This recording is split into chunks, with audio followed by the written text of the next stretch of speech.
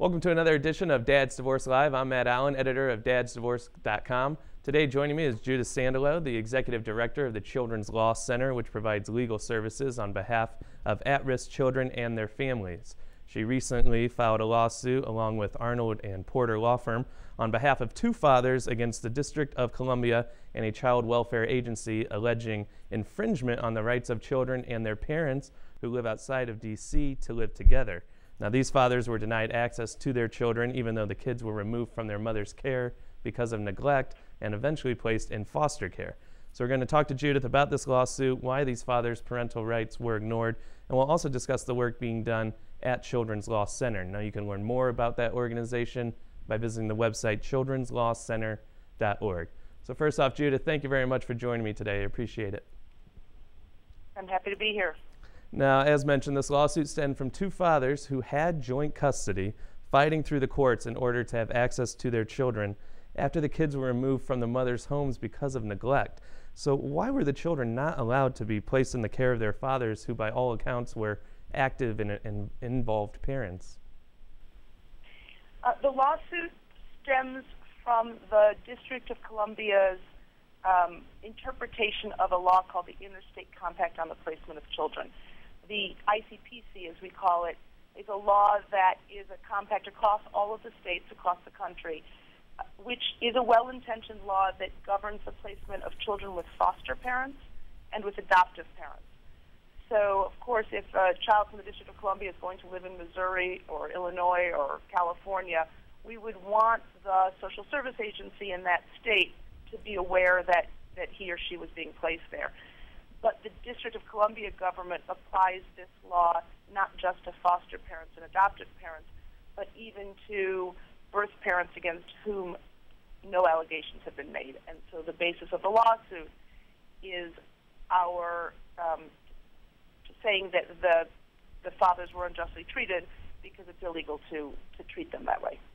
Now, has this happened before in other states where other cities and their agencies have deemed this particular, the Interstate Compact on the Placement of Children, to apply to biological parents in other places as well, or is this unique to D.C.?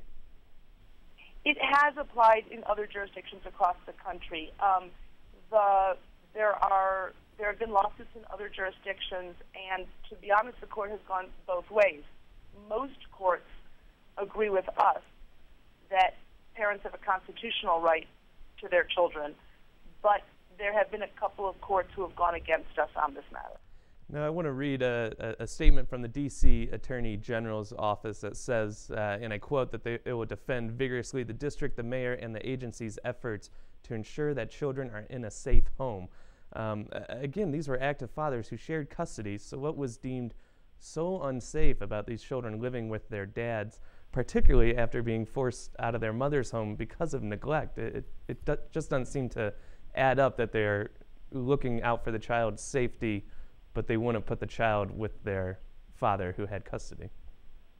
It's a very good question, and I want to stress that the Children's Law Center also believes that all children ought to be safe, and in fact, we work directly on behalf of children. But we don't think that this lawsuit nor the interpretation of the ICPC has anything to do with protecting children and keeping them safe. And one of our biggest concerns is it flips the burden of proof.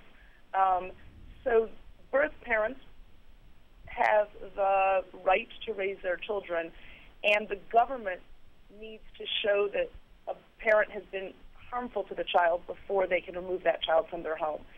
In this case, the government's doing the opposite. They're saying the parent has to prove that the parent is safe, and that's why we filed the lawsuit. Now, before we get into the work that Children's Law Center has done, I do want to ask you one last question about this particular lawsuit. Where is it in the process? I know it's been filed, but I guess could you walk us through sort of what you expect to happen over the next couple months in order to get this resolved? Absolutely. So we have filed our complaint, and we're waiting for an answer from the government. And I believe that they have asked for an extension of time, so we don't expect an answer to be filed for quite a while. And then in the course of litigation like this, there's often a motion to dismiss filed by The defendants, we don't know whether they will file or not, and so we will be waiting to see if they file that motion. This is not the kind of litigation that moves very quickly, so it's not. We don't expect it to be resolved for several months.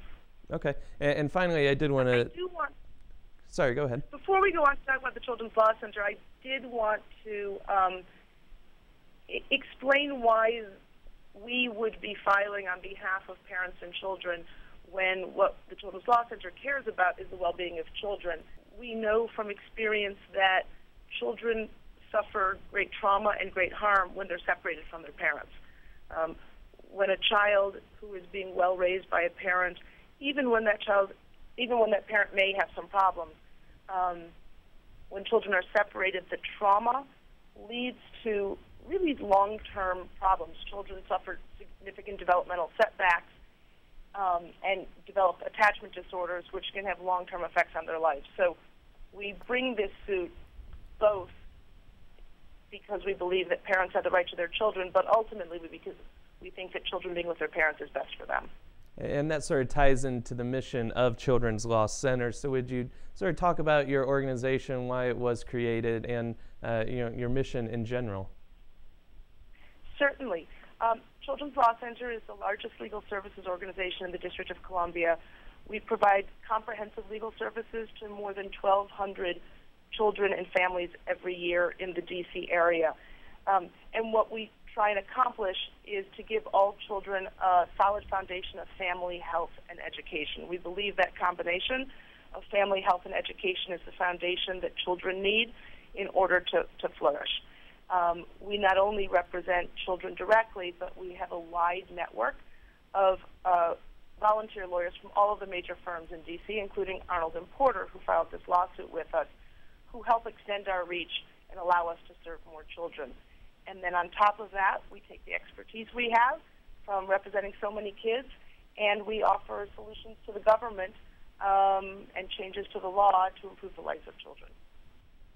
Well, Judith, thank you very much for joining me today, and continued success in your advocacy for the best interests of children. Thank you very much. Now, that was Judith Sandalow, the Executive Director of the Children's Law Center, and you can learn more about her and the organization by visiting the website childrenslawcenter.org. That'll do it for this edition of Dad's Divorce Live. I'm Matt Allen, editor of DadsDivorce.com.